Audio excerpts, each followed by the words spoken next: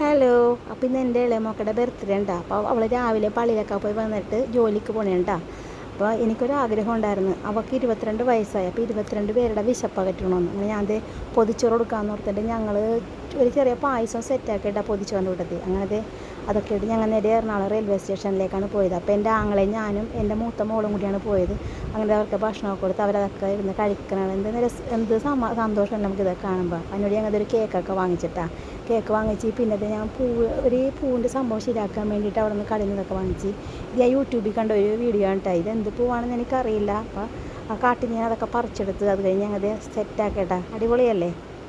അങ്ങനെ 9 മണിയായിട്ട് ഇവിടെ വന്നപ്പോൾ രാത്രി 10 മണി കഴിഞ്ഞപ്പോഴാണ് ഞങ്ങളുടെ കേക്കൊക്കെ കേക്ക് മുറിച്ച് കഴിഞ്ഞപ്പോൾ ഓരോരുത്തർ അങ്ങോട്ടും ഇങ്ങോട്ടൊക്കെ കേക്കൊക്കെ വെച്ച് കൊടുത്തിട്ടാണ്. അത് കഴിഞ്ഞപ്പോൾ അവക്കടെ പപ്പ അവൾക്കൊരു സമ്മാനം കൊടുത്ത്. അപ്പോൾ എനിക്ക് പ്രത്യേകിച്ച് ഒന്നും കൊടുക്കാനില്ല, എനിക്ക് വേറെ വരുമാനമൊന്നുമില്ലല്ലോ, ഞാൻ വീട്ടിലിരിക്കണേല്ല. അങ്ങനെ ഞാൻ ഒരു കാരൊക്കെ ഉപ്പിട്ടതാണ് കൊടുത്തത്. അവിടെ ചിരി അടിപൊളിയല്ലേ കാണാനുള്ളത് കണ്ടപ്പോൾ. അത്ര ഉള്ളേ.